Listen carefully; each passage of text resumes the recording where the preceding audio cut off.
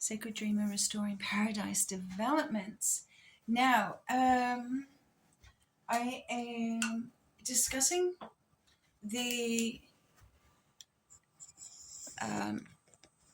leader of the people back in the day in Galilee, this man who was tortured and survived, and they called it the resurrection. Now, it is obviously he had a extremely severe injuries, and he left his body for a few days, and then he came back into his body. He had an out-of-body experience, a near-death experience.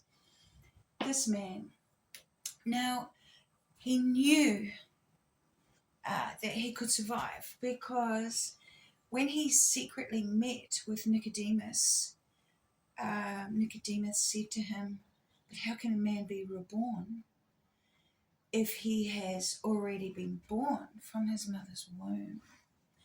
And Jesus was talking about from the tomb that he was going to be resurrected from this torture, because obviously he knew what was going on.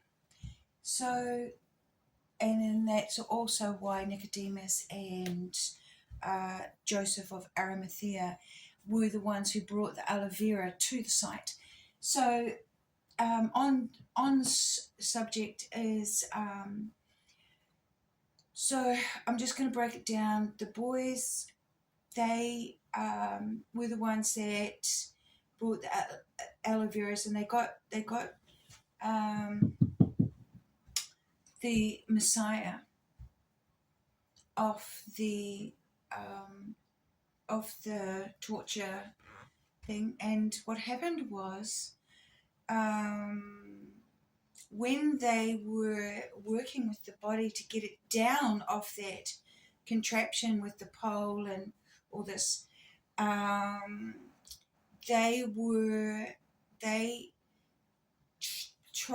they took out a nail from one. Also, excuse me, it's actually, they took out this nail.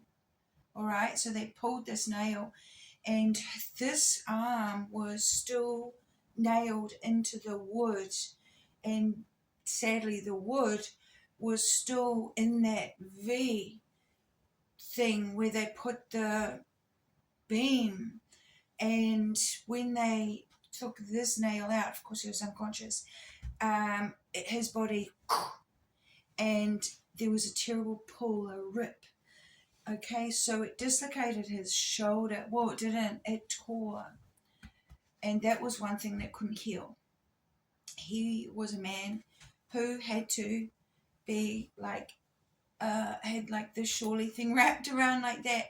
And there's a lot of statues with people like this. You'll see them. Lots of people that saved Jesus and on his journey to safety after. Now, when he did come back to life, remember, it was, he obviously had to do it himself, but in the eye here, whoopsie daisy, if you can see, if I can show you, in his eye, I can actually see the formation of the tomb is open.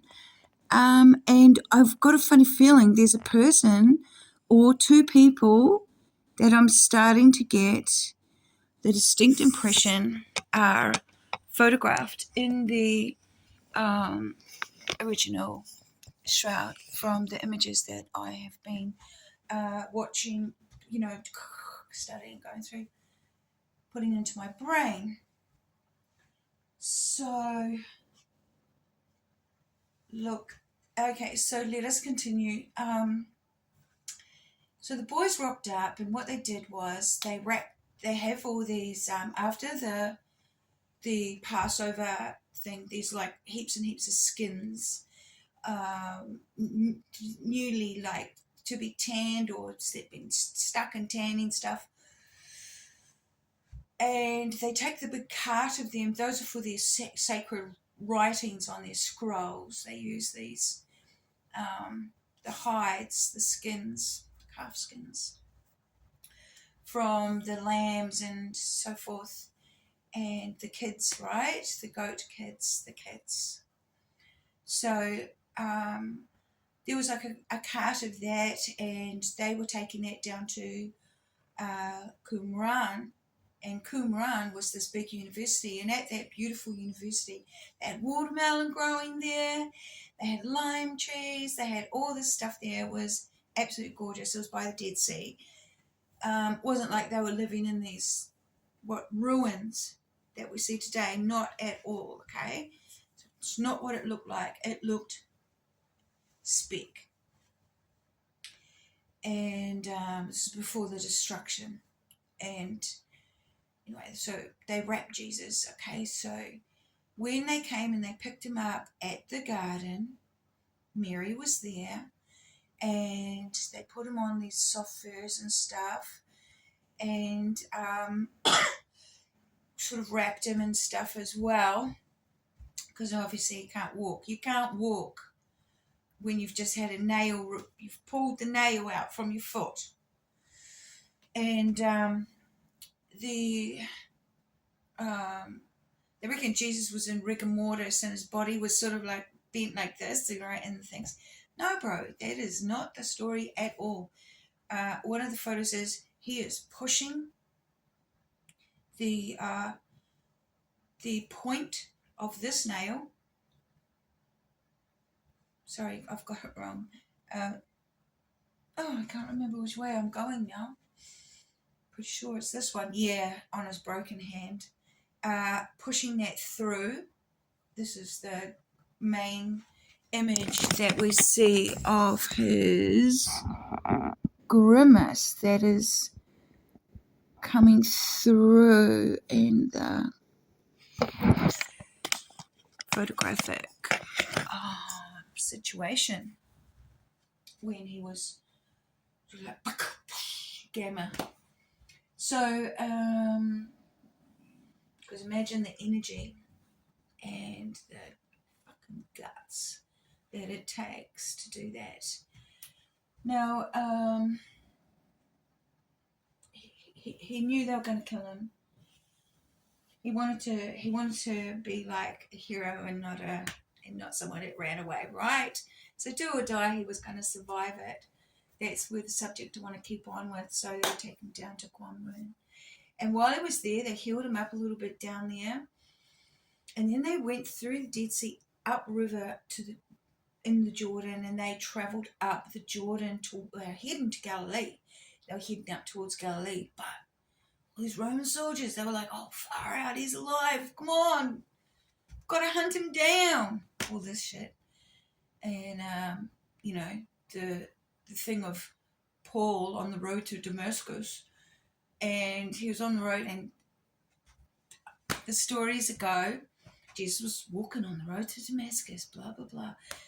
That man did not walk. Okay, now that is a straight lie, or it was a decoy. One of the two. Human body does not repair 3 days. All right, I took a graze on my shin and it was weeks.